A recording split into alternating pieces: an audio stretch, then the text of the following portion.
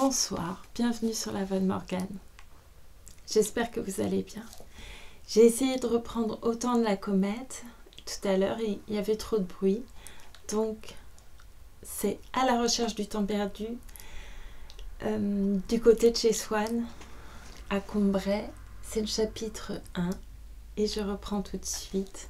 Je vous remercie beaucoup pour votre écoute et je vous dis à tout à l'heure après la lecture. Merci encore.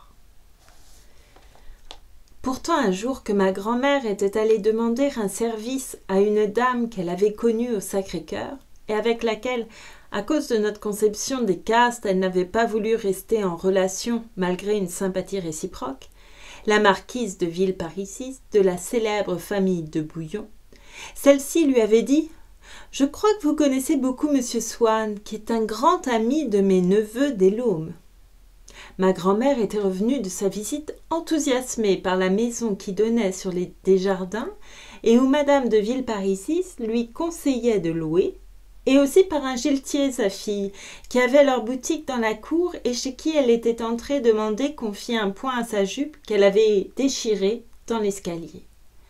Ma grand-mère avait trouvé ces gens parfaits. Elle déclarait que la petite était une perle et que le giletier était l'homme le plus distingué, le mieux qu'elle eût jamais vu. Car pour elle, la distinction était quelque chose d'absolument indépendant du rang social. Elle s'extasiait sur une réponse que le giletier lui avait faite, disant à maman « Sévigné n'aurait pas mieux dit », et en revanche, d'un neveu de Madame de Villeparisis qu'elle avait rencontré chez elle, « Ah, ma fille, comme il est commun !» Or, le propos relatif à Swann avait eu pour effet, non pas de relever celui-ci dans l'esprit de ma grand-tante, mais d'y abaisser Madame de Villeparisis. Il semblait que la considération que, sur la foi de ma grand-mère, nous accordions à Madame de Villeparisis lui créa un devoir de ne rien faire qui l'en rendît moins digne et auquel elle avait manqué en apprenant l'existence de Swann, en permettant à des parents à elle de le fréquenter. Comment? Elle connaît Swann pour une personne que tu prétendais parente du maréchal de MacMahon. Cette opinion de mes parents sur des relations de Swann leur parut ensuite confirmée par son mariage avec une femme de la pire société, presque une cocotte que d'ailleurs il ne chercha jamais à présenter, continuant à venir seul chez nous, quoique de moins en moins, mais d'après laquelle ils crurent pouvoir juger, supposant que c'était là qu'ils l'avaient prise, le milieu, inconnu d'eux, qu'ils fréquentaient habituellement. Mais une fois, mon grand-père lut dans un journal que M. Swann était un des plus fidèles habitués des déjeuners du dimanche chez le duc de X, dont le père et l'oncle avaient été les hommes d'État les plus en vue du règne de Louis-Philippe. Or, mon grand-père était curieux de tous les petits faits qui pouvaient l'aider à entrer par la pensée dans la vie privée d'hommes comme Molé, comme le duc Pasquier, comme le duc de Breuil. Il fut enchanté d'apprendre que Swann fréquentait des gens qui les avaient connus. Ma grande-tante, au contraire, interpréta cette nouvelle dans un sens défavorable à Swann. Quelqu'un qui choisissait ses fréquentations en dehors de la caste où il était né, en dehors de sa classe sociale, subissait à ses yeux un fâcheux déclassement. Il lui semblait qu'on renonçât d'un coup au fruit de toutes les belles relations avec des gens bien posés, qu'avaient honorablement entretenu et engrangé pour leurs enfants les familles prévoyantes. Ma grand-tante avait même cessé de voir le fils d'un notaire de nos amis parce qu'il avait épousé une altesse et était par là descendu pour elle du rang respecté de fils de notaire à celui d'un de ces aventuriers, anciens valets de chambre ou garçons d'écurie, pour qui on raconte que les reines eurent parfois des bontés. Elle blâma le projet qu'avait mon grand-père d'interroger Swann, le soir prochain où il devait venir dîner, sur ses amis que nous lui découvrions. D'autre part, les deux sœurs de ma grand-mère, vieilles filles qui avaient sa noble nature, mais non son esprit, déclarèrent ne pas comprendre le plaisir que leur beau-frère pouvait trouver à parler de niaiseries pareilles. C'étaient des personnes d'aspiration élevée qui, à cause de cela même, étaient incapables de s'intéresser à ce qu'on appelle un potin, eut-il même un intérêt historique et, d'une façon générale, à tout ce qui ne se rattachait pas directement à un objet esthétique ou vertueux. Le désintéressement de leurs pensées était tel, à l'égard de tout ce qui, de près ou de loin, semblait se rattacher à la vie mondaine, que leur sens auditif, ayant fini par comprendre son inutilité momentanée dès qu'à dîner la conversation prenait un ton frivole ou seulement terre à terre sans que ces deux vieilles demoiselles aient pu la ramener au sujet qui leur était cher, mettait alors au repos ses organes récepteurs et leur laissait subir un véritable commencement d'atrophie.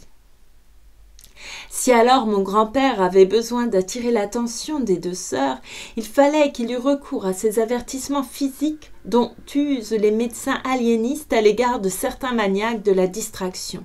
Coup frappé à plusieurs reprises sur un verre avec la lame d'un couteau, coïncidant avec une brusque interpellation de la voix et du regard, moyen violent que ces psychiatres transportent souvent dans les rapports courants avec des gens bien portants, soit par habitude professionnelle, soit qu'ils croient tout le monde un peu fou. Elles furent plus intéressées quand, la veille du jour où Swann devait venir dîner, et leur avait personnellement envoyé une caisse de vin d'Asti, ma tante, tenant un numéro du Figaro où, à côté du nom d'un tableau qui était à une exposition de Corot, il y avait ces mots, de la collection de M. Charles Swann, nous dit « Vous avez vu que Swann a les honneurs du Figaro ?» « Mais je vous ai toujours dit qu'il avait beaucoup de goût, » dit ma grand-mère.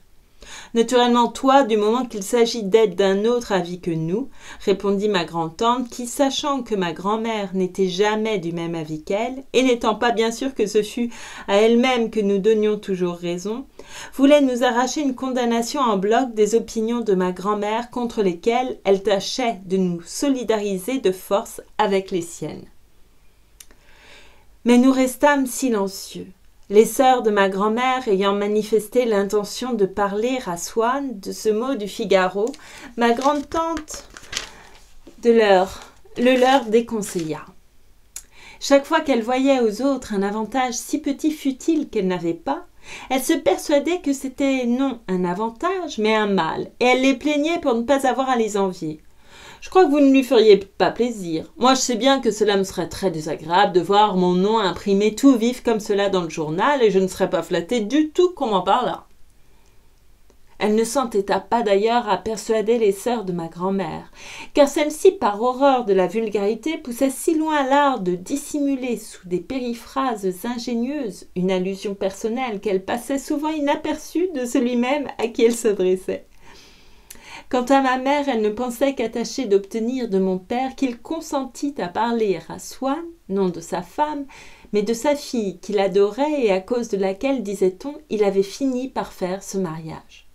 Tu pourrais ne lui dire qu'un mot, lui demander comment elle va. Cela doit être si cruel pour lui. Mais mon père se fâchait. Mais non, tu as des idées absurdes. Ce serait ridicule. Mais le seul d'entre nous pour qui la venue de Swann devint l'objet d'une préoccupation douloureuse, ce fut moi. C'est que les soirs où des étrangers, ou seulement M. Swann, étaient là, maman ne montait pas dans ma chambre. Je dînais avant tout le monde et je venais ensuite m'asseoir à table jusqu'à 8 heures où il était convenu que je devais monter. Ce baiser précieux et fragile que ma maman me confiait d'habitude dans mon lit au moment de m'endormir, il me fallait le transporter de la salle à manger dans ma chambre et le garder pendant tout le temps que je me déshabillais, sans que se brisât sa douceur, sans que se répandît et s'évaporât sa vertu volatile, et justement ces soirs-là où j'aurais eu besoin de le recevoir avec plus de précaution, il fallait que je le prisse, que je le dérobasse brusquement, publiquement, sans même avoir le temps et la liberté d'esprit nécessaires pour porter à ce que je faisais cette attention des maniaques qui s'efforcent de ne pas penser à autre chose pendant qu'ils ferment une porte, pour pouvoir, quand l'incertitude maladive leur revient, lui opposer victorieusement le souvenir du moment où ils l'ont fermée. Nous étions tous au jardin quand retentirent les 2 coups hésitants de la clochette. On savait que c'était Swann. Néanmoins, tout le monde se regarda d'un air interrogateur et on envoya ma grand-mère en reconnaissance. Pensez à le remercier intelligiblement de son vin. Vous savez qu'il est délicieux et la caisse est énorme, recommanda mon grand-père à ses 2 belles sœurs. « Ne commencez pas à chuchoter, dit ma grand-mère, comme c'est confortable d'arriver dans une maison où tout le monde parle bas. »« Ah, voilà monsieur Swann. Nous allons lui demander s'il croit qu'il fera beau demain, dit mon père. Ma mère pensait qu'un modèle effacerait toute la peine que dans notre famille on avait pu faire à Swann depuis son mariage. Elle trouva le moyen de l'emmener un peu à l'écart, mais je la suivis.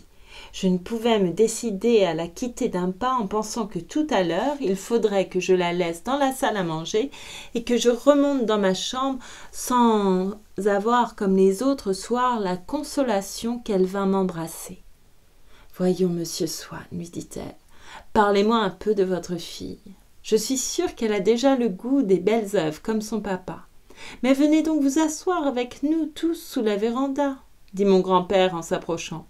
Ma mère fut obligée de s'interrompre, mais elle tira de cette contrainte même une pensée délicate de plus, comme les bons poètes que la tyrannie de la rime force à trouver leur plus grande beauté. Nous reparlerons d'elle quand nous serons tous les deux, dit-elle à mi-voix à Swann.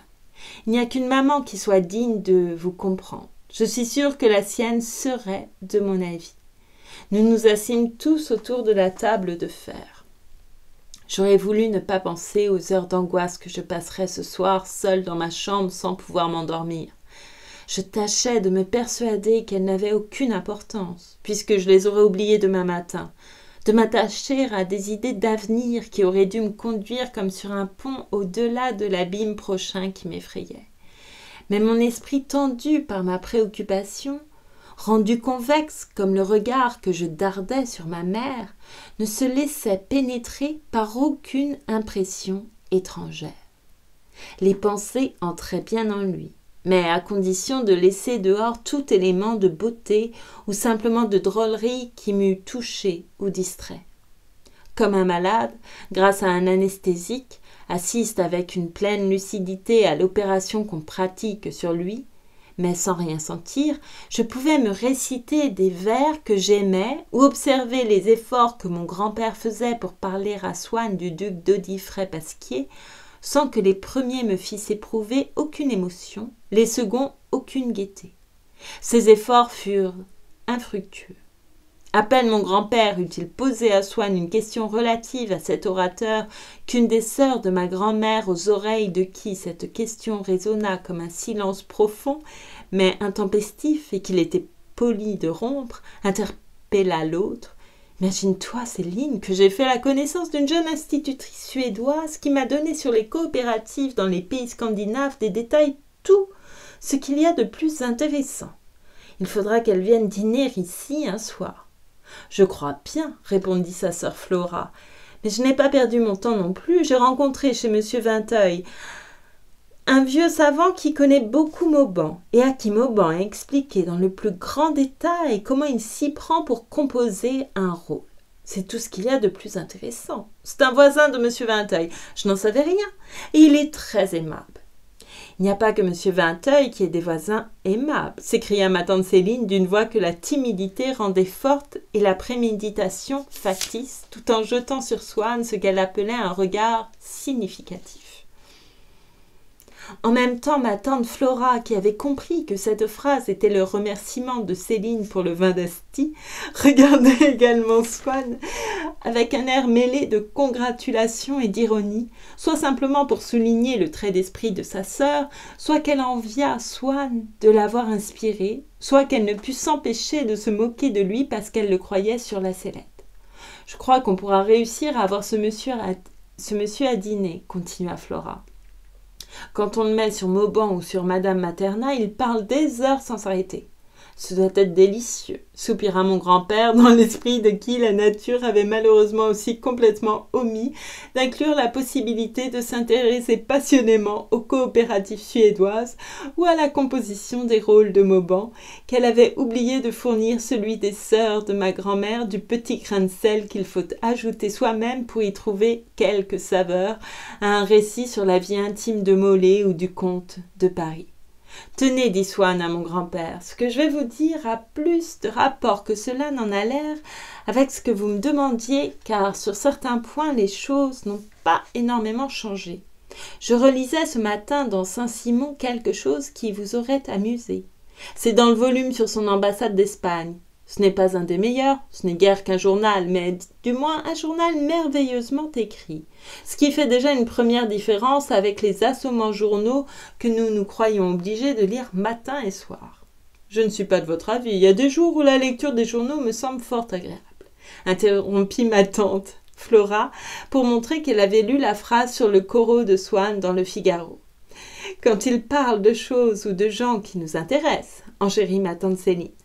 Je ne dis pas non, répondit Swann, étonné. Ce que je reproche aux journaux, c'est de nous faire attention tous les jours à des choses insignifiantes, tandis que nous lisons 3 ou 4 fois dans notre vie des livres où il y a des choses essentielles. Du moment que nous déchirons fiévreusement chaque matin la bande du journal, alors on devrait changer les choses et mettre dans le journal, moi je ne sais pas, les pensées de Pascal. Il détacha ce mot d'un ton d'emphase ironique pour ne pas avoir l'air pédant. Et c'est dans le volume doré sur tranche que nous n'ouvrons qu'une fois tous les 10 ans, ajouta-t-il en témoignant pour les choses mondaines ce dédain qu'affectent certains hommes du monde. Que nous lirions que la reine de Grèce est allée à Cannes ou que la princesse de Léon a donné un bal costumé. Comme cela, la juste proportion serait rétablie. Mais regrettant de s'être laissé aller à parler comme même légèrement de choses sérieuses, « Nous avons une bien belle conversation, dit-il ironiquement. Je ne sais pas pourquoi nous abordons ces sommets. » Et se tournant vers mon grand-père, « Donc Saint-Simon raconte que Maulévrier avait eu l'audace de tendre la main à ses fils. Vous savez, c'est ce Maulévrier dont il dit « Jamais je ne vis dans cette épaisse bouteille que de l'humeur, de la grossièreté et des sottises. » Épaisse ou non, je connais des bouteilles où il y a tout autre chose, dit vivement Flora, qui tenait à avoir remercié Swann elle aussi, car le présent de vin d'Asti s'adressait aux deux. Céline se mit à rire. Swann, interloqué, reprit. « Je ne sais si ce fut ignorance ou panneau, écrit Saint-Simon. Il voulut donner la main à mes enfants. Je m'en aperçus assez tôt pour l'en empêcher. » Mon grand-père s'extasiait déjà sur ignorance ou panneau. Mais mademoiselle Céline, chez qui le nom de Saint-Simon, un littérateur, avait empêché l'anesthésie complète des facultés auditives, s'indignait déjà. « Comment ? Vous admirez cela ? Eh bien, c'est du joli. Mais qu'est-ce que cela peut vouloir dire ? Est-ce qu'un homme n'est pas autant qu'un autre ? Qu'est-ce que cela peut faire qu'il soit duc ou cocher s'il a de l'intelligence et du cœur ? Il avait une belle manière d'élever ses enfants, votre Saint-Simon, s'il ne leur disait pas de donner la main à tous les honnêtes gens. Mais c'est abominable, tout simplement, et vous osez citer cela. » Et mon grand-père, navré, sentant l'impossibilité devant cette obstruction de chercher à faire raconter à Swann les histoires qui lui s'amusaient, disait à voix basse à maman « Rappelle-moi donc le vers que tu m'as appris et qui me soulage tant dans ces moments-là. Ah oui, Seigneur, Seigneur, que de vertus vous nous faites haïr.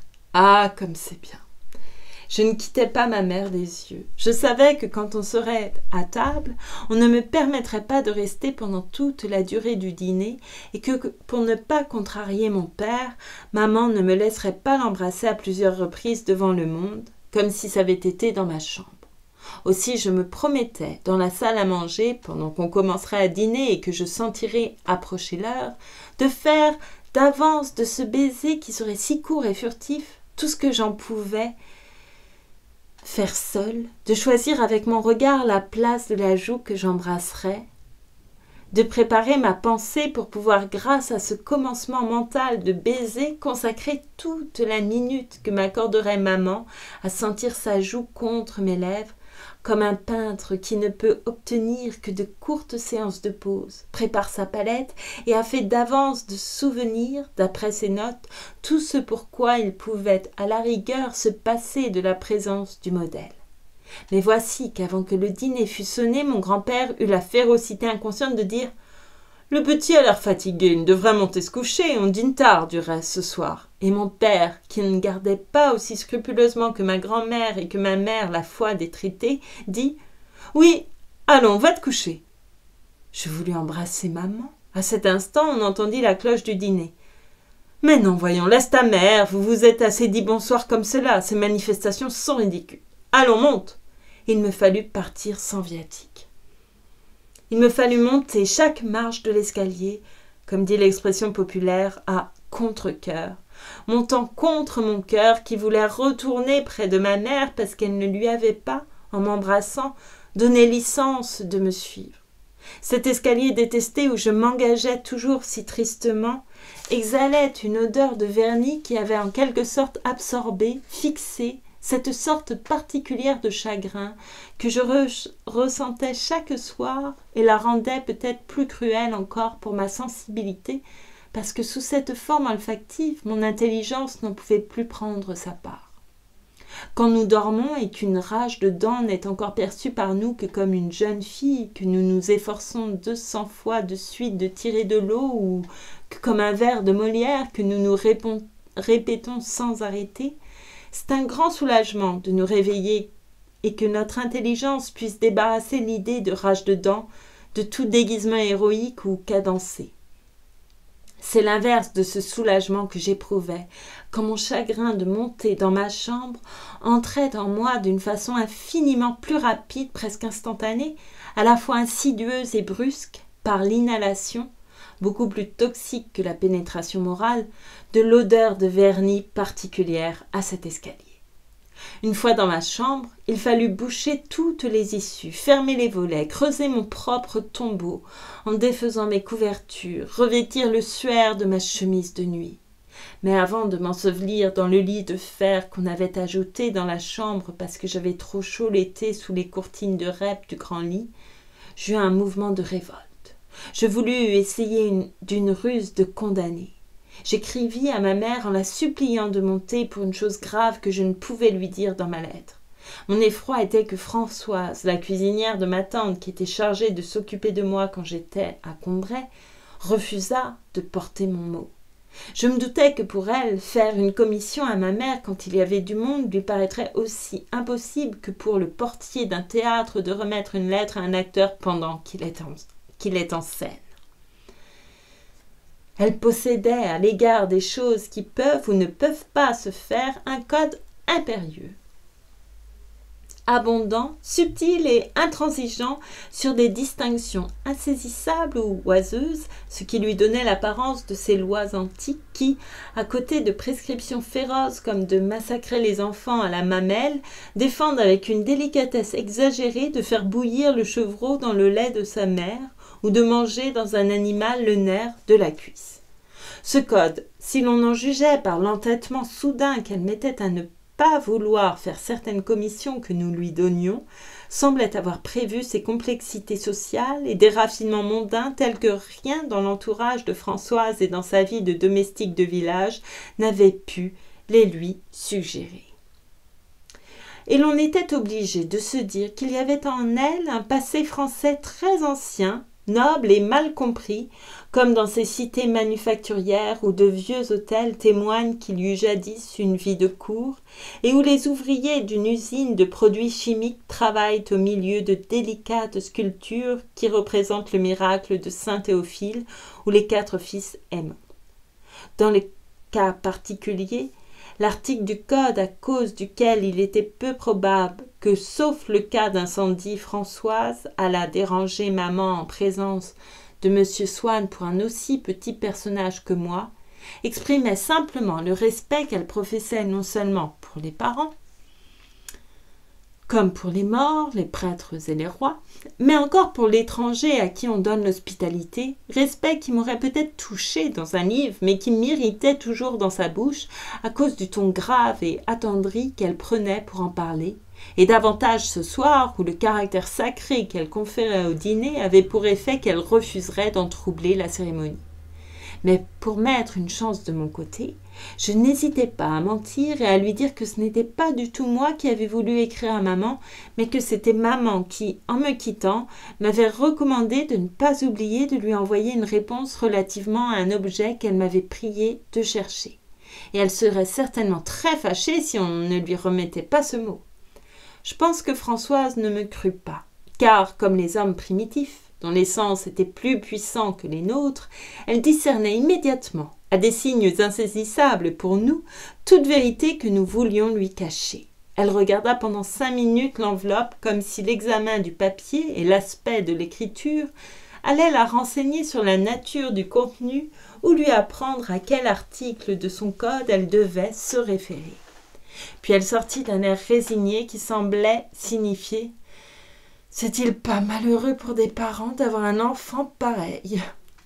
Elle revint au bout d'un moment me dire qu'on n'en était encore qu'à la glace, qu'il était impossible au maître d'hôtel de remettre la lettre en ce moment devant tout le monde, mais que, quand on serait au rince-bouche, on trouverait le moyen de la faire passer à maman. Aussitôt mon anxiété tomba. Maintenant, ce n'était plus comme tout à l'heure pour jusqu'à demain que j'avais quitté ma mère, puisque mon petit mot allait, la fâchant sans doute, et doublement parce que ce manège me rendrait ridicule aux yeux de Swann, me faire du moins entrer invisible et ravie dans la même pièce qu'elle, allait lui parler de moi à l'oreille. Puisque cette salle à manger interdite, hostile, où il y avait un instant encore la glace elle-même, le granité, et les rince-bouches me semblaient recéler des plaisirs malfaisants et mortellement tristes parce que maman les goûtait loin de moi, s'ouvrait à moi et, comme un fruit devenu doux, qui brise son enveloppe, allait faire jaillir, projeter jusqu'à mon cœur, enivrer l'attention de maman, tandis qu'elle lirait mes lignes.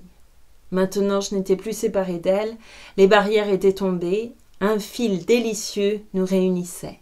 Et puis, ce n'était pas tout. Maman allait sans doute venir.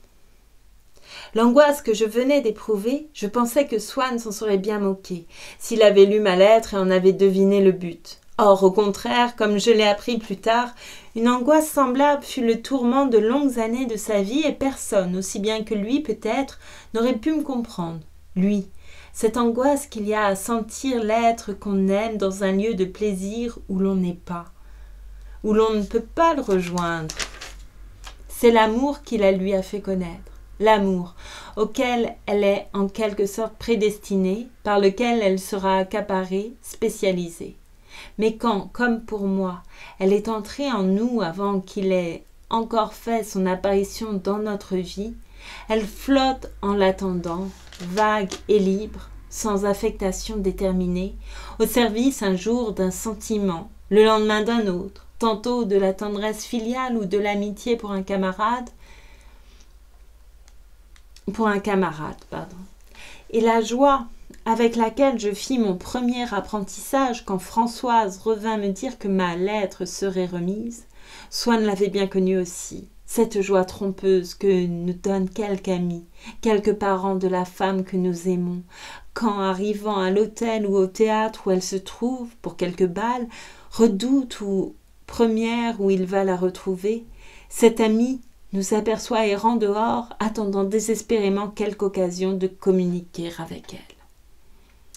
Il nous reconnaît, nous aborde familièrement, nous demande ce que nous faisons là, et comme nous inventons que nous avons quelque chose d'urgent à dire à sa parente ou amie, il nous assure que rien n'est plus simple, nous fait entrer dans le vestibule et nous promet de nous l'envoyer avant 5 minutes. Que nous l'aimons. Comme en ce moment j'aimais Françoise, l'intermédiaire bien attentionnée, qui d'un mot vient de nous rendre supportable, humaine et presque propice la fête inconcevable, infernale, au sein de laquelle nous croyions que des tourbillons ennemis, pervers et délicieux entraînaient loin de nous, la faisant rire de nous, celle que nous aimons. Si nous en jugeons par lui, le parent qui nous a accosté et qui est lui aussi un des initiés des cruels mystères, les autres invités de la fête ne doivent rien avoir de bien démoniaque. Ces heures inaccessibles et suppliciantes où elle allait goûter des plaisirs inconnus, voici que par une brèche inespérée nous y pénétrons. Voici qu'un des moments dont la succession les aurait composés, un moment aussi réel que les autres, même peut-être plus important pour nous, parce que notre maîtresse y est plus mêlée, nous nous le représentons, nous le possédons, nous y intervenons, nous l'avons créé presque, le moment où on va lui dire que nous sommes là, en bas. Et sans doute les autres moments de la fête ne devaient pas être d'une essence bien différente de celui-là, ne devaient rien avoir de plus délicieux et qui dut tant nous faire souffrir, puisque l'ami bienveillant nous a dit « Mais elle sera ravie de descendre ». Cela lui fera beaucoup plus de plaisir de causer avec vous que de s'ennuyer là-haut, hélas. Swann en avait fait l'expérience. Les bonnes intentions d'un tiers sont sans pouvoir sur une femme qui s'irrite de se sentir poursuivie jusque dans une fête par quelqu'un qu'elle n'aime pas. Souvent, l'ami redescend seul. Ma mère ne vint pas. Et sans ménagement pour mon amour-propre, engagée à ce que la fable de la recherche dont elle était censée m'avoir prié de lui dire le résultat ne fût pas démentie, me fit dire par Françoise ces mots. Il n'y a pas de réponse. Que depuis j'ai si souvent entendu de concierges de palace, ou des valets de pied de tripot rapporter à quelques pauvres filles qui s'étonnent. Comment il n'a rien dit? Mais c'est impossible. Vous avez pourtant bien remis ma lettre, c'est bien. Je vais attendre encore. Et de même qu'elle assure invariablement n'avoir pas besoin du bec supplémentaire que le concierge veut allumer pour elle, et reste là, n'entendant plus que les rares propos sur le temps qu'il fait échanger entre le concierge et un chasseur qui l'envoie tout d'un coup, en s'apercevant de l'heure, faire rafraîchir dans la glace la boisson d'un client, ayant décliné l'offre de Françoise de me faire de la tisane ou de rester auprès de moi, je la laissais retourner à l'office, je me couchais, je fermais les yeux en tâchant de ne pas entendre la voix de mes parents qui prenaient le café au jardin. Mais au bout de quelques secondes, je sentis qu'en écrivant ce mot à maman, en m'approchant au risque de la fâcher, si près d'elle que j'avais cru toucher le moment de la revoir, je m'étais barré la possibilité de m'endormir sans l'avoir revue. Et les battements de mon cœur, de minute en minute, devenaient plus douloureux parce que j'augmentais mon agitation en me prêchant un calme qui était l'acceptation de mon infortune. Tout à coup, mon anxiété tomba. Une félicité m'envahit comme quand un médicament puissant commence à agir et nous enlève une douleur. Je venais de prendre la résolution de ne plus essayer de m'endormir sans avoir revu maman, de l'embrasser coûte que coûte, bien que ce fût avec la certitude d'être ensuite fâchée pour longtemps avec elle, quand elle remonterait se coucher. Le calme qui résultait de mes angoisses finies me mettait dans une allégresse extraordinaire, non moins que l'attente, la soif et la peur du danger. J'ouvris la fenêtre sans bruit et m'assis au pied de mon lit. Je ne faisais presque aucun mouvement afin qu'on ne m'entendît pas d'en bas. Dehors, les choses semblaient, elles aussi, figées en une muette attention à ne pas troubler le clair de lune, qui, doublant et reculant chaque chose par l'extension devant elle de son reflet, plus dense et concret qu'elle-même, avait à la fois aminci et agrandi le paysage comme un plan replié jusque-là qu'on développe. Ce qui avait besoin de bouger, quelques feuillages de marronnier, bougeaient. Mais son frissonnement minutieux, total, exécuté jusque dans ses moindres nuances et ses dernières délicatesses, ne bavait pas sur le reste, ne se fondait pas avec lui, restait circonscrit. Exposé sur ce silence qui n'en absorbait rien, les bruits les plus éloignés, ceux qui devaient venir de jardins situés à l'autre bout de la ville, se percevaient détaillés avec un tel fini qu'ils semblaient ne devoir cet effet de lointain qu'à leur pianissimo, comme ces motifs en sourdine si bien exécutés par l'orchestre du conservatoire, que quoiqu'on n'en perde pas une note, on croit les entendre cependant loin de la salle du concert, et que tous les vieux abonnés, les sœurs de ma grand-tante aussi, quand Swann leur avait donné ses places, tendaient l'oreille comme s'ils avaient écouté les progrès lointains d'une armée en marche qui n'aurait pas encore tourné la rue de Trévise.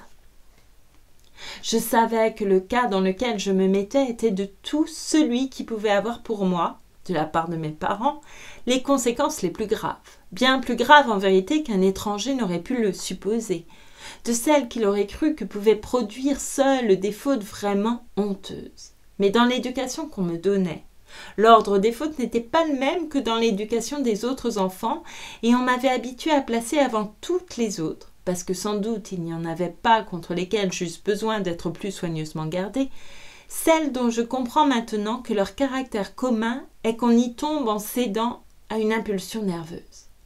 Mais alors on ne prononçait pas ce mot, on ne déclarait pas cette origine qui aurait pu me faire croire que j'étais excusable d'y succomber ou même peut-être incapable d'y résister.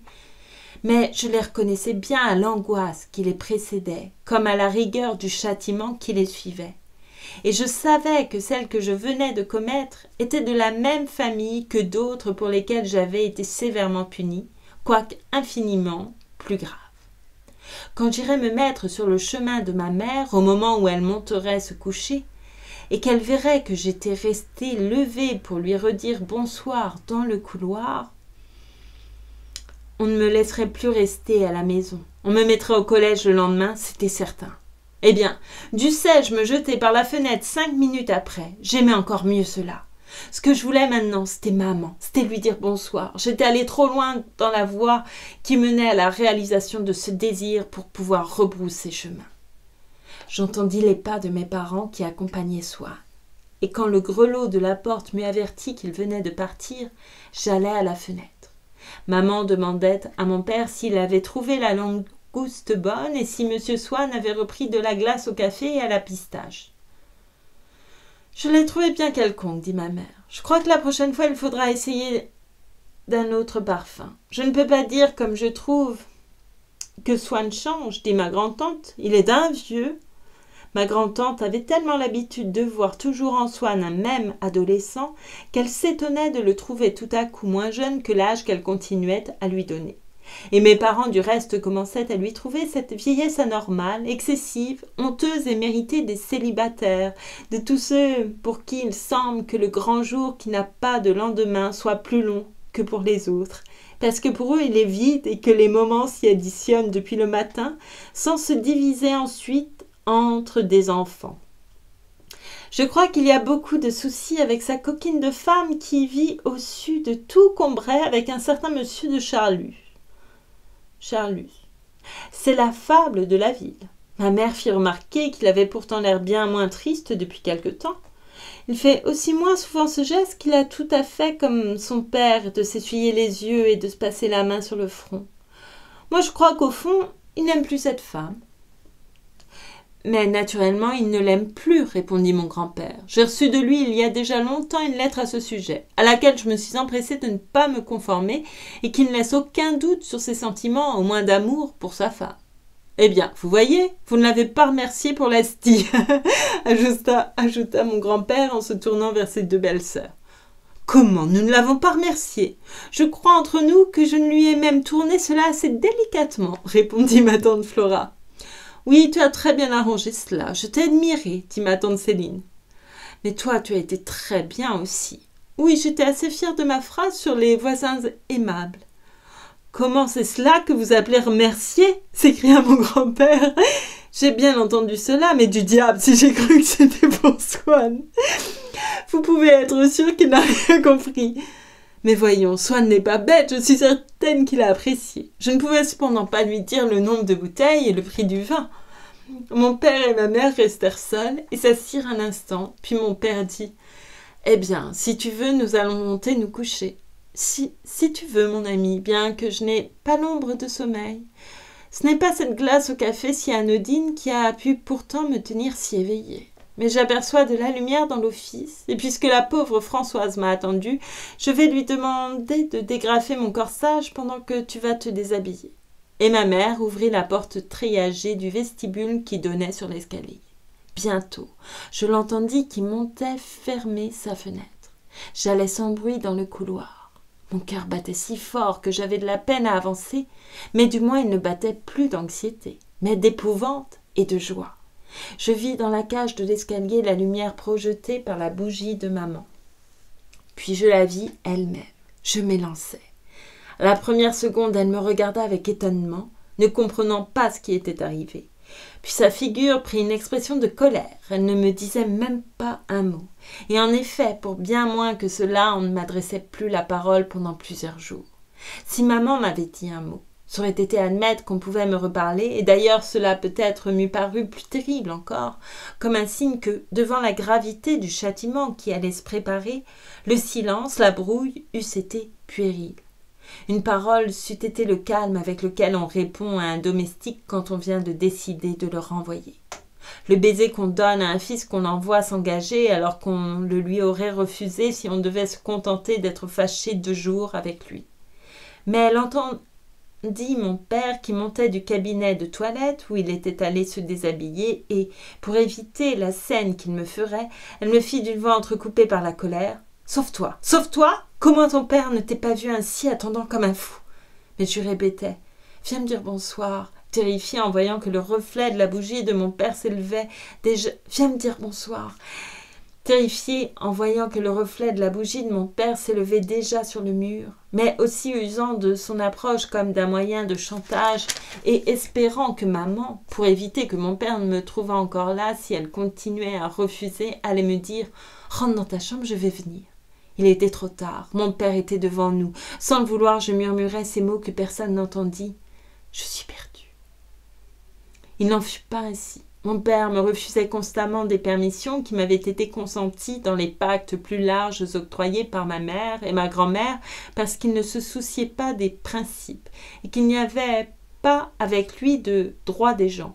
Pour une raison toute contingente, ou même sans raison, il me supprimait au dernier moment telle promenade si habituelle, si consacrée qu'on ne pouvait m'en priver sans parjure, ou bien, comme il avait encore fait ce soir, longtemps avant l'heure rituelle, il me disait « Allons, monte te coucher, pas d'explication !»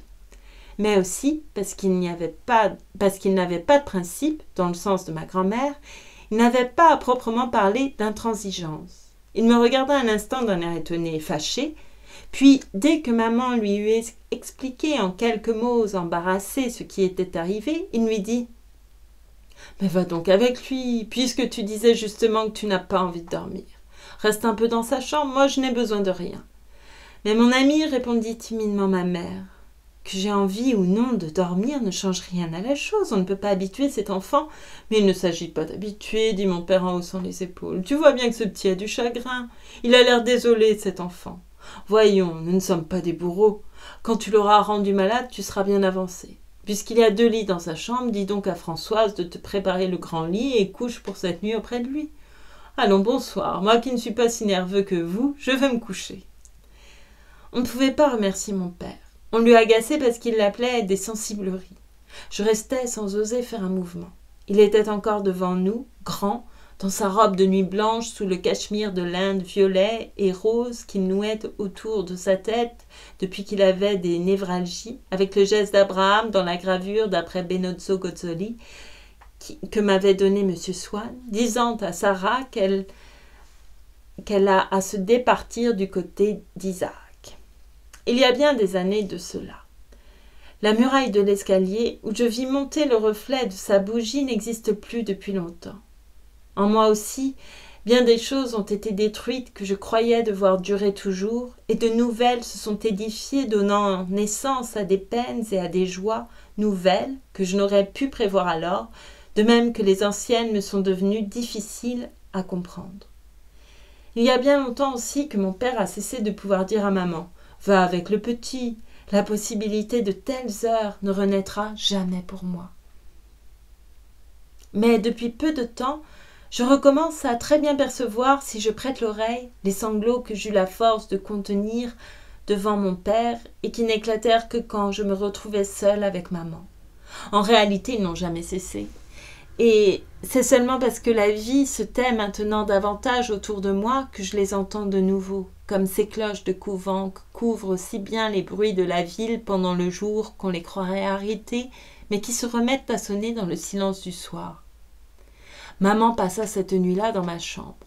Au moment où je venais de commettre une faute telle que je m'attendais à être obligée de quitter la maison, mes parents m'accordaient plus que je n'eus jamais obtenu d'eux comme récompense d'une belle action. Même à l'heure où elle se manifestait par cette grâce, la conduite de mon père à mon égard gardait ce quelque chose d'arbitraire et d'immérité qui la caractérisait et qui tenait à ce que généralement elle résultait plutôt de convenances fortuites que d'un plan prémédité.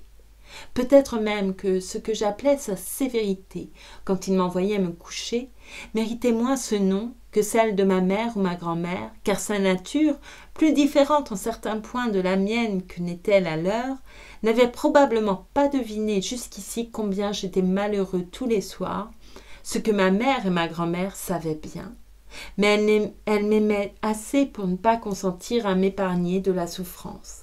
Elle voulait m'apprendre à la dominer afin de diminuer ma sensibilité nerveuse et fortifier ma volonté.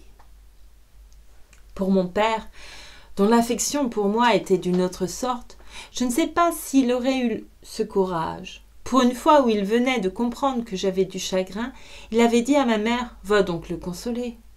Maman resta cette nuit-là dans ma chambre et, comme pour ne gâter d'aucun remords ces heures si différentes de ce que j'avais eu le droit d'espérer, quand Françoise, comprenant qu'il se passait quelque chose d'extraordinaire en voyant maman assise près de moi, qui me tenait la main et me laissait pleurer sans me gronder, lui demanda « Mais madame, qu'a donc monsieur à pleurer ainsi ?» Maman lui répondit « Il ne sait pas lui-même, Françoise, il est énervé. Préparez-moi vite le grand lit et montez vous coucher. » Ainsi, pour la première fois, ma tristesse n'était plus considérée comme une faute punissable, mais comme un mal involontaire qu'on venait de reconnaître officiellement, comme un état nerveux dont je n'étais pas responsable. J'avais le soulagement de n'avoir plus à mêler de scrupules à l'amertume de mes larmes. Je pouvais pleurer sans péché. Je n'étais pas non plus médiocrement fière vis-à-vis de Françoise de ce retour des choses humaines qui, une heure après que maman avait refusé de monter dans ma chambre et m'avait fait dédaigneusement répondre que je devrais dormir, m'élevait à la dignité de grande personne et m'avait fait atteindre tout d'un coup à une sorte de puberté du chagrin, d'émancipation des larmes. J'aurais dû être heureux. Je ne l'étais pas. Il me semblait que ma mère venait de me faire une première concession qui devait lui être douloureuse, que c'était une première abdication de sa part devant l'idéal qu'elle avait conçu pour moi, et que pour la première fois, elle, si courageuse, s'avouait vaincue.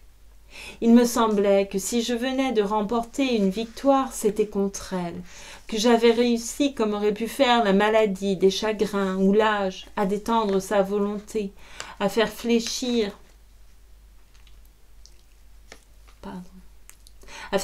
sa raison et que cette soirée commençait une ère, resterait comme une triste date. Si j'avais osé maintenant, j'aurais dit à maman « Non, je ne veux pas, ne couche pas ici ». Mais je connaissais la sagesse pratique, réaliste comme on dirait aujourd'hui, qui tempérait en elle la nature ardemment idéaliste de ma grand-mère, et je savais que, maintenant que le mal était fait, elle aimerait mieux m'en laisser du moins goûter le plaisir calmant et ne pas déranger mon père. Certes, le beau visage de ma mère brillait encore de jeunesse ce soir-là où elle me tenait si doucement les mains et cherchait à arrêter mes larmes. Mais justement, il me semblait que cela n'aurait pas dû être. Sa colère eût été moins triste pour moi que cette douceur nouvelle que n'avait pas connue mon enfance.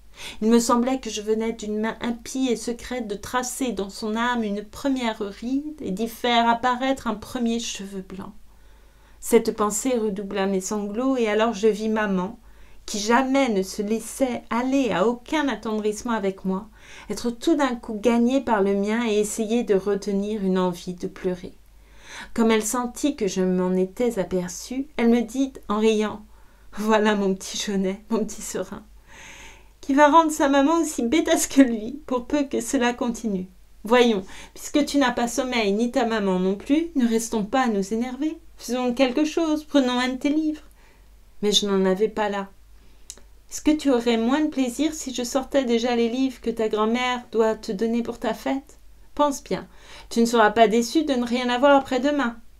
J'étais au contraire enchantée, et maman alla chercher un paquet de livres dont je ne pus deviner, à travers le papier qui les enveloppait, que la taille courte et large, mais qui, sous ce premier aspect, pourtant sommaire et voilé, éclipsait déjà la boîte à couleur du jour de l'an et les vers à soie de l'an dernier. C'était la mare au diable, François le Champy, la petite Fadette et les maîtres sonneurs. Ma grand-mère, ai-je su depuis, avait d'abord choisi les poésies de Musset, un volume de Rousseau et Indiana. Car si elle jugeait les lectures futiles aussi malsaines que les bonbons et les pâtisseries, elle ne pensait pas que les grands souffles du génie eussent sur l'esprit même d'un enfant une influence plus dangereuse et moins vivifiante que sur son corps le grand air et le vent du large. Mais mon père, l'ayant presque traitée de folle en apprenant les livres qu'elle voulait me donner, Elle était retournée elle-même à Jouy le Vicomte chez le libraire pour que je ne risquasse pas de ne pas avoir mon cadeau. C'était un jour brûlant et elle était rentrée si souffrante que le médecin avait averti ma mère de ne pas la laisser se fatiguer ainsi. Et elle s'était rabattue sur les 4 romans champêtres de George Sand. « Ma fille, disait-elle à maman, je ne pourrais me décider à donner à cet enfant quelque chose de mal écrit. » En réalité, elle ne se résignait jamais à rien acheter dont on ne pût tirer un profit intellectuel, et surtout celui que nous procurent les belles choses en nous apprenant à chercher notre plaisir ailleurs que dans les satisfactions du bien-être et de la vanité. Même quand elle avait à faire à quelqu'un un cadeau dit utile, quand elle avait à donner un fauteuil, des couverts, une canne, elle les cherchait anciens, comme si leur longue désuétude ayant effacé leur caractère d'utilité, ils paraissaient plutôt disposés pour nous raconter la vie des hommes d'autrefois que pour servir aux besoins de la nôtre. Elle eût aimé que j'eusse dans ma chambre des photographies, des monuments ou des paysages les plus beaux. Mais au moment d'en faire l'emplette, et bien que la chose représentée eût une valeur esthétique, elle trouvait que la vulgarité, l'utilité reprenaient trop vite leur place dans le mode mécanique de représentation, la photographie. Elle essayait de ruser, et sinon d'éliminer entièrement la banalité commerciale, du moins de la réduire, d'y substituer pour la plus grande partie de l'art encore, d'y introduire comme plusieurs épaisseurs d'art. Au lieu de photographies de la cathédrale de Chartres, des grandes eaux de Saint-Cloud, du Vésuve, elle se renseignait auprès de Swann si quelques grands peintres ne les avaient pas représentés, et préférait me donner des photographies de la cathédrale de Chartres par Corot, des grandes eaux de Saint-Cloud par Hubert Robert, du Vésuve par Turner, ce qui faisait un degré d'art de plus. Mais si le photographe avait été écarté de la représentation du chef-d'œuvre ou de la nature et remplacé par un grand artiste, il reprenait ses droits pour reproduire cette interprétation même. Arrivée à l'échéance de la vulgarité, ma grand-mère tâchait de la reculer encore. Elle demandait à Swann si l'œuvre n'avait pas été gravée, préférant, quand c'était possible, des gravures anciennes et ayant encore un intérêt au-delà d'elles-mêmes. Par exemple, celle qui représente un chef-d'œuvre dans un état où nous ne pouvons plus le voir aujourd'hui, comme la gravure de la Seine de Léonard avant sa dégradation par Morgan. Il faut dire que les résultats de cette manière de comprendre l'art de faire un cadeau ne furent pas toujours très brillants. L'idée que je pris de Venise d'après un dessin du Titien qui est censé avoir pour fond la lagune était certainement beaucoup moins exacte que celle que m'eussent donnée de simples photographies. On ne pouvait plus faire le compte à la maison. Quand ma grand-tante voulait dresser un réquisitoire contre ma grand-mère, des fauteuils offerts par elle à de jeunes fiancés ou à de vieux époux, qui, à la première tentative qu'on avait faite pour s'en servir, s'était immédiatement effondré sous le poids d'un des destinataires. Mais ma grand-mère aurait cru mesquin de trop s'occuper de la solidité d'une boiserie où se distinguait encore une fleurette, un sourire, quelquefois une belle imagination du passé. Même ce qui dans ces meubles répondait à un besoin, comme c'était d'une façon à laquelle nous ne sommes plus habitués, la charmait comme les vieilles manières de dire où nous voyons une métaphore effacée dans notre moderne langage par l'usure de l'habitude. Or, justement, les romans champêtres de George Sand qu'elle me donnait pour ma fête étaient pleins ainsi qu'un mobilier ancien d'expressions tombées en désuétude et redevenues imagées, comme on n'en trouve plus qu'à la campagne. Et ma grand-mère les avait achetées de préférence à d'autres, comme elle eût loué plus volontiers une propriété où il y aurait eu un pigeonnier gothique ou quelqu'une de ces vieilles choses qui exercent sur l'esprit une heureuse influence en lui donnant la nostalgie d'impossibles voyages dans le temps. Maman s'assit à côté de mon lit. Elle avait pris François Le Champy, à qui sa couverture rougeâtre et son titre incompréhensible donnaient pour moi une personnalité distincte et un attrait mystérieux. Je n'avais jamais lu encore de vrais romans. J'avais entendu dire que George Sand était le type du romancier. Cela me disposait déjà à imaginer dans François Le Champy quelque chose d'indéfinissable et de délicieux. Les procédés de narration destinés à exciter la curiosité ou l'attendrissement, certaines façons de dire qui éveillent l'inquiétude et la mélancolie, et qu'un lecteur un peu instruit reconnaît pour commun à beaucoup de romans, me paraissaient simplement, à moi qui considérais un livre nouveau non comme une chose ayant beaucoup de semblables, mais comme une personne unique, n'ayant de raison d'exister qu'en soi, une émanation troublante de l'essence particulière à François Le Champy. Sous ces événements si journaliers, ces choses si communes, ces mots si courants, je sentais comme une intonation, une accentuation étrange. L'action s'engagea. Elle me parut d'autant plus obscure dans ce temps-là, quand je lisais, je rêvassais souvent pendant des pages entières à toute autre chose. Et aux lacunes que cette distraction laissait dans le récit, s'ajoutait, quand c'était maman qui me lisait à haute voix, qu'elle passait toutes les scènes d'amour. Aussi, tous les changements bizarres qui se produisent dans l'attitude respective de la meunière et de l'enfant et qui ne trouvent leur explication que dans les progrès d'un amour naissant, me paraissaient empreints d'un profond mystère dont je me figurais volontiers que la source devait être dans ce nom inconnu et si doux de Champy, qui mettait sur l'enfant, qui le portait sans que je susse pourquoi, sa couleur vive, empourprée et charmante. Si ma mère était une lectrice infidèle, c'était aussi, pour les ouvrages où elle trouvait l'accent d'un sentiment vrai, une lectrice admirable par le respect et la simplicité de l'interprétation, par la beauté et la douceur du son. Même dans la vie, quand c'étaient des êtres et non des œuvres d'art qui excitaient ainsi son attendrissement ou son admiration, c'était touchant de voir avec quelle déférence elle écartait de sa voix, de son geste, de ses propos, tel éclat de gaieté qui eût pu faire mal à cette mère qui avait autrefois perdu un enfant, tel rappel de fête, d'anniversaire, qui aurait pu faire penser ce vieillard à son grand âge, tel propos de ménage qui aurait paru fastidieux à ce jeune savant. De même, quand elle lisait la prose de George Sand, qui respire toujours cette bonté, cette distinction morale que maman avait appris de ma grand-mère à tenir pour supérieure à tout dans la vie, et que je ne devais lui apprendre que bien plus tard à ne pas tenir également pour supérieure à tout dans les livres, attentive à bannir de sa voix toute petitesse, toute affectation qui eût pu empêcher le flot puissant d'y être reçu, elle fournissait toute la tendresse naturelle, toute l'ample douceur qu'elle réclamait à ces phrases qui semblaient écrites pour sa voix et qui, pour ainsi dire, tenaient tout entière dans le registre de sa sensibilité. Elle retrouvait, pour les attaquer dans le ton qu'il faut, l'accent cordial qui leur préexiste et les dicta, mais que les mots n'indiquent pas. Grâce à lui, elle amortissait au passage toute crudité dans les temps des verbes, donnait à l'imparfait et au passé défini la douceur qu'il y a dans la bonté, la mélancolie qu'il y a dans la tendresse, dirigeait la phrase qui finissait vers celle qui allait commencer, tantôt pressant, tantôt ralentissant la marche des syllabes pour les faire entrer, quoique leur quantité fût différente, dans un rythme uniforme, elle insufflait à cette prose si commune une sorte de vie sentimentale et continue.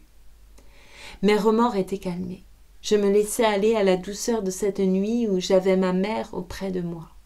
Je savais qu'une telle nuit ne pourrait se renouveler, que le plus grand désir que j'eusse au monde, garder ma mère dans ma chambre pendant ces tristes heures nocturnes, était trop en opposition avec les nécessités de la vie et le vœu de tous, pour que l'accomplissement qu'on lui avait accordé ce soir pût être autre chose que factice et exceptionnel. Demain mes angoisses reprendraient et maman ne resterait pas là. Mais quand mes angoisses étaient calmées, je ne les comprenais plus. Puis demain soir était encore lointain. Je me disais que j'aurais le temps d'aviser, bien que ce temps-là ne pût m'apporter aucun pouvoir de plus, puisqu'il s'agissait de choses qui ne dépendaient pas de ma volonté et que seul me faisait paraître plus évitable l'intervalle qui les séparait encore de moi. C'est ainsi que, pendant longtemps, quand réveillée la nuit, je me ressouvenais de Combray, je n'en revis jamais que cette sorte de pan lumineux, découpé au milieu d'indistinctes ténèbres, pareils à ceux que l'embrasement d'un feu de Bengale ou quelque projection électrique éclaire et sectionne dans un édifice dont les autres parties restent plongées dans la nuit. À la base assez large, le petit salon, la salle à manger, l'amorce de l'allée obscure par où arriverait M. Swann, l'auteur inconscient de mes tristesses, le vestibule où je m'acheminais vers la première marche de l'escalier, si cruel à monter, qui constituait à lui seul le tronc fort étroit de cette pyramide irrégulière, et, au fait, ma chambre à coucher, avec le petit couloir à porte vitrée pour l'entrée de maman. En un mot, toujours vu à la même heure, isolé de tout ce qu'il pouvait y avoir autour, se détachant seul sur l'obscurité, le décor strictement nécessaire, comme celui qu'on voit indiqué en tête des vieilles pièces pour les représentations en province, au drame de mon déshabillage. Comme si Combray n'avait consisté qu'en 2 étages reliés par un mince escalier, et comme s'il n'y avait jamais été que 7 heures du soir. À vrai dire, j'aurais pu répondre à qui m'eût interrogé que Combray comprenait encore autre chose et existait à d'autres heures. Mais comme ce que je m'en serais rappelé m'eût été fourni seulement par la mémoire volontaire, la mémoire de l'intelligence, et comme les renseignements qu'elle donne sur le passé ne conservent rien de lui, je n'aurais jamais eu envie de songer à ce reste de Combray. Tout cela était en réalité mort pour moi. Mort à jamais, c'était possible. Il y a beaucoup de hasard en tout ceci. Et un second hasard, celui de notre mort, souvent ne nous permet pas d'attendre longtemps les faveurs du premier. Je trouve très raisonnable la croyance celtique que les âmes de ceux que nous avons perdus sont captives dans quelque être inférieur, dans une bête, un végétal, une chose inanimée, perdue en effet pour nous jusqu'au jour, qui pour beaucoup ne vient jamais, où nous nous trouvons passés près de l'arbre, entrés en possession de l'objet qui est leur prison. Alors elles tressaillent, nous appellent, et sitôt que nous les avons reconnues, l'enchantement est brisé. Délivrées par nous, elles ont vaincu la mort et reviennent vivre avec nous. Il en est ainsi de notre passé. Ces peines perdues que nous cherchions à l'évoquer, tous les efforts de notre intelligence sont inutiles. Il est caché hors de son domaine et de sa portée, en quelque objet matériel, en la sensation que nous donnerait cet objet matériel, que nous ne soupçonnons pas. Cet objet, il dépend du hasard que nous le rencontrions avant de mourir ou que nous ne le rencontrions pas. Il y avait déjà bien des années que, de Combray, tout ce qui n'était pas le théâtre et le drame de mon coucher n'existait plus pour moi, quand un jour d'hiver, comme je rentrais à la maison, ma mère, voyant que j'avais froid, me proposa de me faire prendre, contre mon habitude, un peu de thé. Je refusai d'abord et, je ne sais pas pourquoi, me ravisai. Elle envoya chercher un de ces gâteaux courts et dodus appelés petites madeleines qui semblent avoir été moulés dans la valve rainurée d'une coquille de Saint-Jacques. Et bientôt, machinalement, accablé par la morne journée et la perspective d'un triste lendemain, je portai à mes lèvres une cuillerée du thé où j'avais laissé s'amollir un morceau de madeleine. Mais à l'instant même où la gorgée mêlée des miettes du gâteau toucha mon palais, je tressaillis, attentif à ce qui se passait d'extraordinaire en moi. Un plaisir délicieux m'avait envahi, isolé, sans la notion de sa cause. Il m'avait aussitôt rendu les vicissitudes de la vie indifférentes, ses désastres inoffensifs, sa brièveté illusoire, de la même façon qu'opère l'amour, en me remplissant d'une essence précieuse. Ou plutôt, cette essence n'était pas en moi, elle était moi. J'avais cessé de me sentir médiocre, contingent, mortel. D'où avait pu me venir cette puissante joie? Je sentais qu'elle était liée au goût du thé et du gâteau, mais qu'elle le dépassait infiniment, ne devait pas être de même nature. D'où venait-elle? Que signifiait-elle? Où l'appréhender? Je bois une seconde gorgée, où je ne trouve rien de plus que dans la première, une troisième qui m'apporte un peu moins que la seconde. Il est temps que je m'arrête. La vertu du breuvage semble diminuer. Il est clair que la vérité que je cherche n'est pas en lui, mais en moi. Il y a éveillé, mais ne la connaît pas et ne peut que répéter indéfiniment, avec de moins en moins de force, ce même témoignage que je ne sais pas interpréter et que je veux au moins pouvoir lui redemander et retrouver intact, à ma disposition, tout à l'heure, pour un éclaircissement décisif. Je pose la tasse, et me tourne vers mon esprit. C'est à lui de trouver la vérité. Mais comment ? Grave incertitude, toutes les fois que l'esprit se sent dépassé par lui-même. Quand lui, le chercheur, est tout ensemble le pays obscur où il doit chercher et où tout son bagage ne lui sera de rien. Chercher, pas seulement, créer. Il est en face de quelque chose qui n'est pas encore et que seul il peut réaliser, puis faire entrer dans sa lumière. Et je recommence à me demander quel pouvait être cet état inconnu, qui n'apportait aucune preuve logique, mais l'évidence de sa félicité, de sa réalité devant laquelle les autres s'évanouissaient. Je veux essayer de le faire réapparaître. Je rétrograde par la pensée au moment où je pris la première cuillère de thé. Je retrouve le même état, sans une clarté nouvelle. Je demande à mon esprit un effort de plus, de ramener encore une fois la sensation qui s'enfuit. Et pour que rien ne brise l'élan dont il va tâcher de la ressaisir, j'écarte tout obstacle, toute idée étrangère. J'abrite mes oreilles et mon attention contre les bruits de la chambre voisine. Mais mes oreilles et mon attention... Mais sentant mon esprit qui se fatigue sans réussir, je le force au contraire à prendre cette distraction que je lui refusais, à penser à autre chose, à se refaire avant une tentative suprême. Puis une deuxième fois, je fais le vide devant lui. Je remets en face de lui la saveur encore récente de cette première gorgée et je sens tressaillir en moi quelque chose qui se déplace, voudrait s'élever, quelque chose qu'on aurait désancré à une grande profondeur. Je ne sais ce que c'est, mais cela monte lentement. J'éprouve la résistance et j'entends la rumeur des distances traversées. Certes, ce qui palpite ainsi au fond de moi, ce doit être l'image, le souvenir visuel qui, lié à cette saveur, tente de la suivre jusqu'à moi. Mais il se débat trop loin, trop confusément. À peine si je perçois le reflet neutre où se confond l'insaisissable tourbillon des couleurs remuées.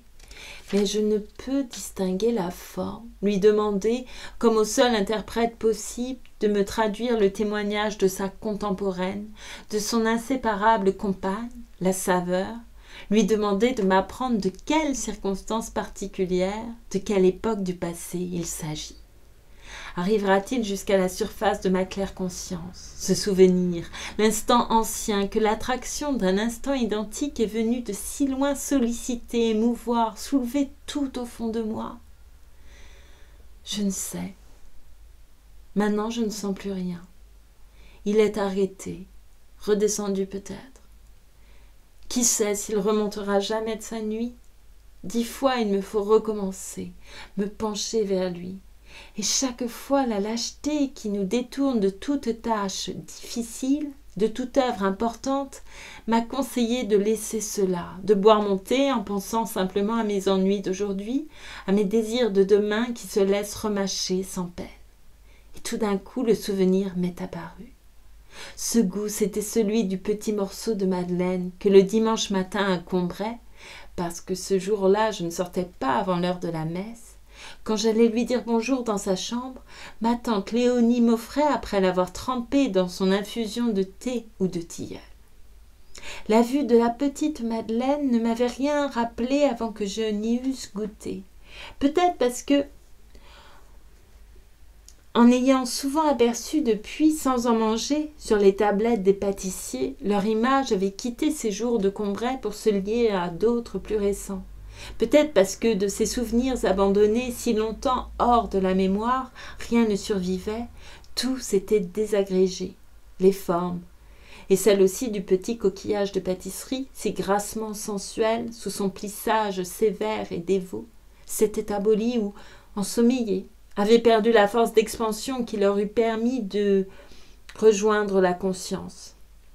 Mais, quand d'un passé ancien rien ne subsiste, après la mort des êtres, après la destruction des choses, seule, plus frêle mais plus vivace, plus immatérielle, plus persistante, plus fidèle, l'odeur et la saveur restent encore longtemps, comme des âmes, à se rappeler, à attendre, à espérer sur la ruine de tout le reste, à porter sans fléchir sur leurs gouttelettes presque impalpables l'édifice immense du souvenir. Et dès que j'eus reconnu le goût du morceau de madeleine trempé dans le tilleul que me donnait ma tante, quoique je ne susse pas encore et dusse remettre à bien plus tard de découvrir pourquoi ce souvenir me rendait si heureux, aussitôt la vieille maison grise sur la rue, où était sa chambre, vint comme un décor de théâtre s'appliquer au petit pavillon donnant sur le jardin qu'on avait construit pour mes parents sur ses derrières, ce pan tronqué que seul j'avais revu jusque-là. Et avec la maison, la ville, depuis le matin jusqu'au soir et par tous les temps, la place où on m'envoyait avant déjeuner, les rues où j'allais faire des courses, les chemins qu'on prenait si le temps était beau.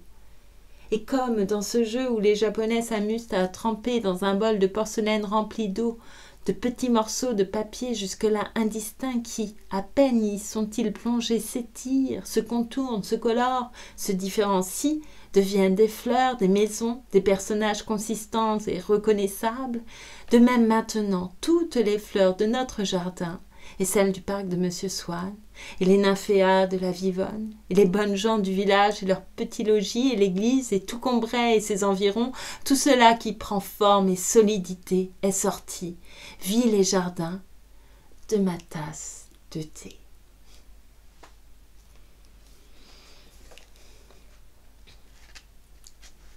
Et voilà, je vais m'arrêter ici pour cette lecture. La Madeleine de Proust. Et c'est la fin du premier chapitre de Combray. Voilà, je vous remercie beaucoup. J'espère que ça vous a plu. Je ne chante pas tout de suite. Peut-être que je chanterai ou que j'ajouterai des poèmes, mais